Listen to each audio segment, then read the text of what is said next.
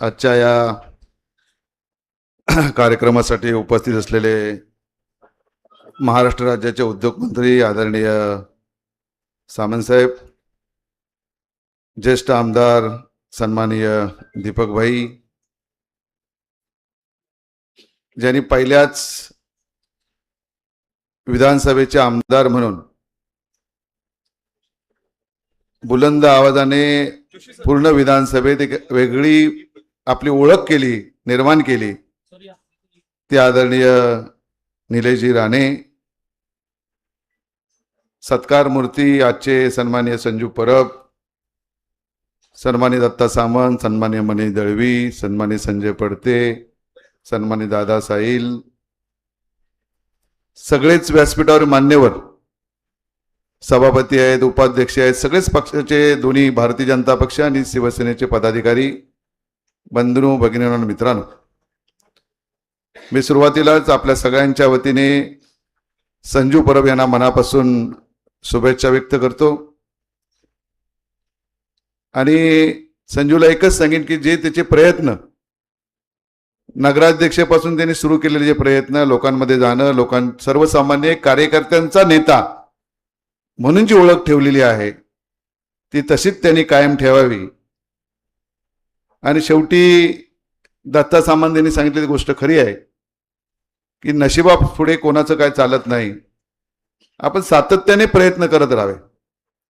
मी आता सामंत साहेब या ठिकाणी आले, मला काय पगाशी विचारलं की अनेक गोष्टीवर चर्चा जाताना इकडे फित कापताना फोटो बघितला. सामंत साहेब, माझी आता भूमिका एक आहे, जिथं जिथं रोजगार कोण देईल त्याच्याबरोबर मी आहे आणि म्हणूनच मी व्यासपीठावर आज पहिल्यांदा खऱ्या अर्थानं आलो.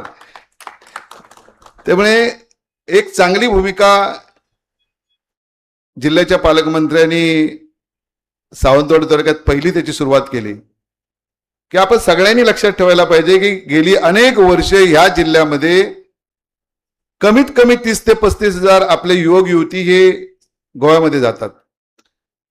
आज संजूचा जरी वाढदिवस असला तरी हे सातत्य, हे खरं आहे.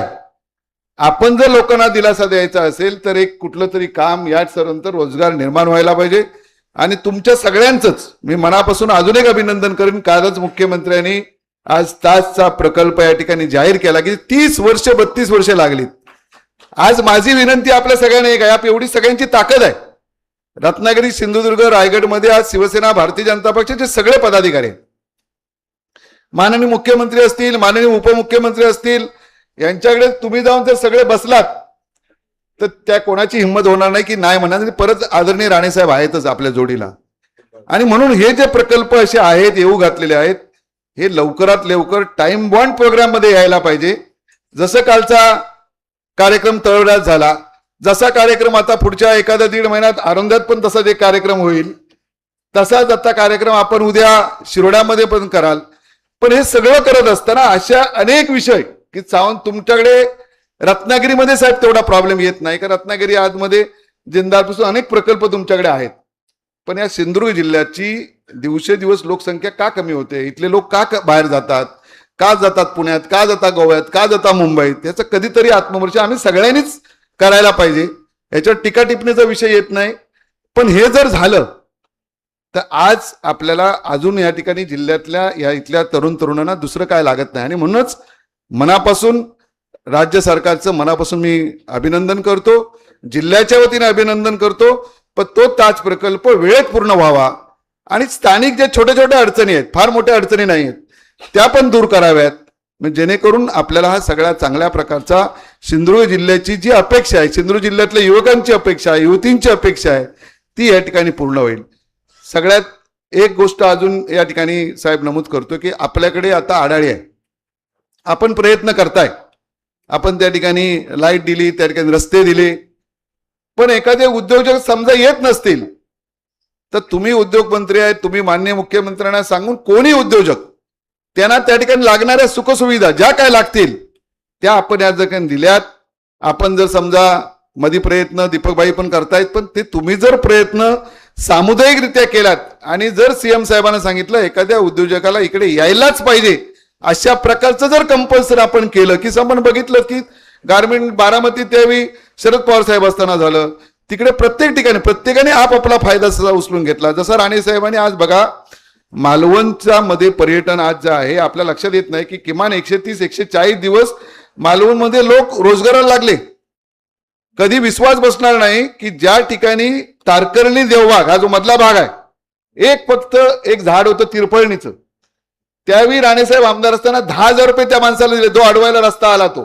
आणि तारकर्ली तो देवबाग आज जरी नकाशावर जगाच्या आलेला असेल तर तिथे राणेसाहेबांचं मोठं योगदान आहे की तिथे आपल्याला विसरून चालणार नाही की रस्ता अडवला येणार 10,000 रुपये दिले.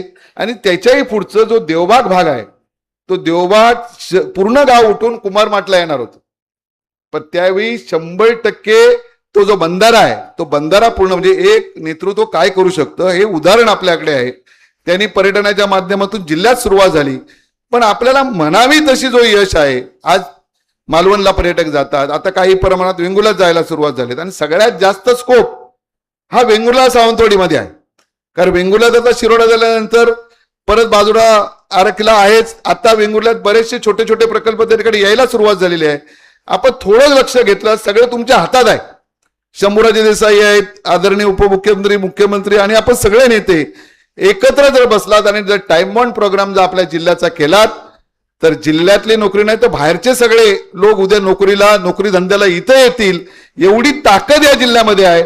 फक्त 5 वर्ष या जिल्ह्याला पैसे द्या, 5 वर्ष, आणि 5 वर्षानंतर या जिल्ह्याकडून आपल्याला परत रिटर्न हे हा जिल्हा देईल. एवढी ताकद परमेश्वराने या जिल्ह्यात दिली. आपण पण येथले भूमिपुत्र आहात आणि म्हणून आपल्या सगळ्यांना विनंती करतो, संजीव परब याला मनापासून या ठिकाणी शुभेच्छा देतो आणि त्याच्या मनातल्या सगळ्या ज्या इच्छा आकांक्षा आहेत त्या मनोकामना त्याच्या पूर्ण होऊ देत अशा प्रकारची इच्छा प्रकट करून या ठिकाणी थांबतोय.